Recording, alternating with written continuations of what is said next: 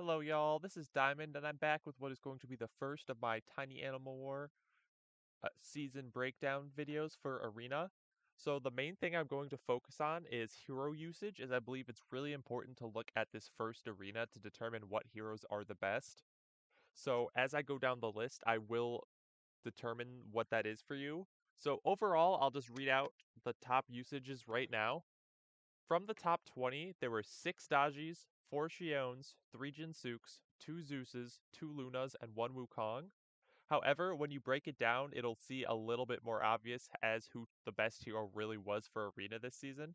So let me start. First place used Luna.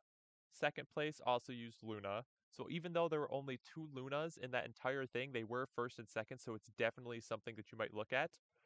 Along with that, third place used Jinsuk. So if you look at these three, they actually did tie for first, which they purposefully did. It was kind of funny. And they did actually successfully all get the first place rewards, which was really funny. Sadly, me in fourth, I did not get second place. I did end up with the fourth place rewards, which, it makes sense. I got fourth. It's whatever. But we are going to move down, and I used Daji along with Geo and Mart. So that is 3 out of the top 6. Half of us used Daji. There were 2 Lunas and 1 Jinsuk. If you move down, Jusu also used Daji, so obviously Daji is pretty powerful, as that's already 4 people out of the top 10 using it. As we go down, Isaiah used Jinsuk, Zace used Zeus, which is kind of funny, as you can see it's their profile picture and practically their name. Hero Kitten also used Jinsuk. Noah Lun is the first person to have used Xion on this list, but not the last. As we move down, Do-Re-Mi used Adachi as well, putting us up to, I believe that is our 5th Daji, or is that our 6th? I believe that's the 5th Daji on this list.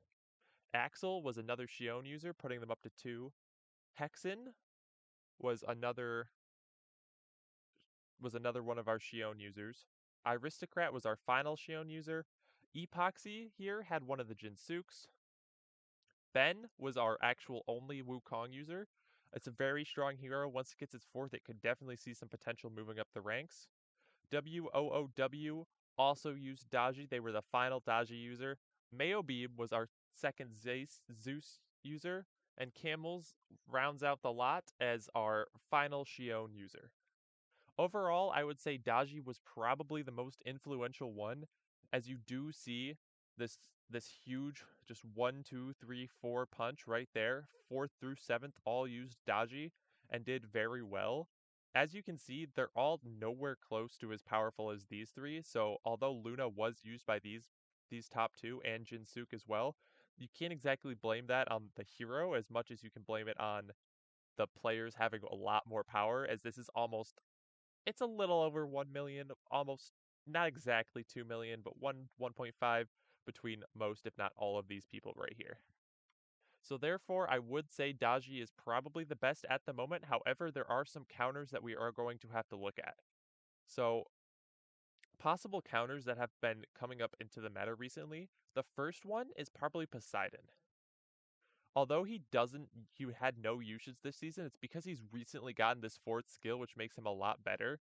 It makes his first ability deal so much more damage to the point where once it's maxed with this 165% ability damage bonus for this first thing, when he uses his waves at the beginning, it will actually one-hit KO most ranged units, including gibbons, mages, and penguins, which is incredibly powerful and could lead to a stop of all the Daji teams dominating the arena.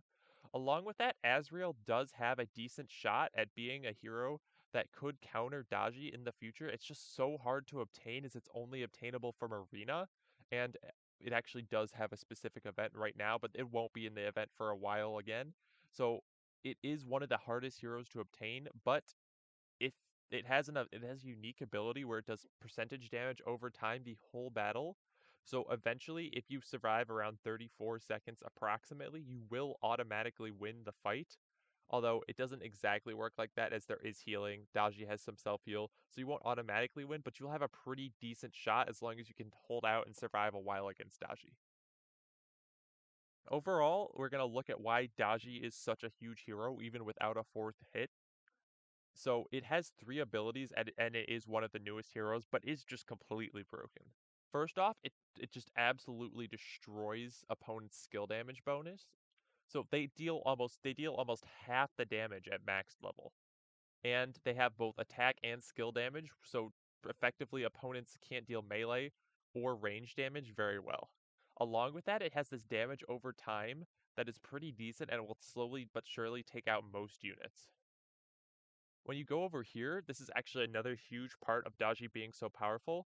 At level 20, it is a 50% chance to turn enemies' troops to their side, so it's honestly just an incredibly good ability for the hero. When you come to here, you actually see it also has this self-heal, which is huge for any good hero, along with decent damage to all enemies.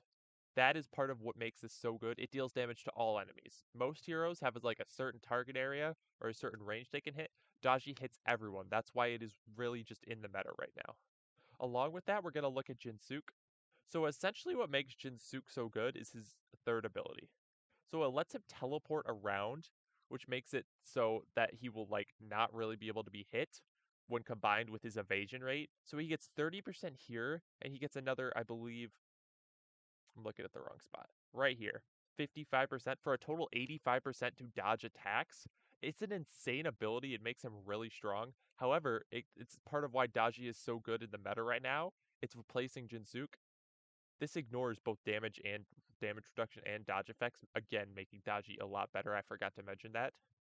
So as we move on, Luna was another hero who the top two used. Effectively, why those top people are using it is because their troops are so good, like so much better than other people's, that when they get this huge starting buff and and they have like max this, so it goes all the way for the full, what is it, 27 seconds at the beginning of the battle. It'll last a long amount of time and give them a huge advantage so that there's barely any enemy troops left for to really fight once the boost ends. As we move on, Xion was another hero who saw a lot of usage, and that is going to probably increase as we got its fourth ability during this season. Effectively, it just summons a storm, which is, by the way, misspelled. They haven't fixed that yet, even though we've been reporting it.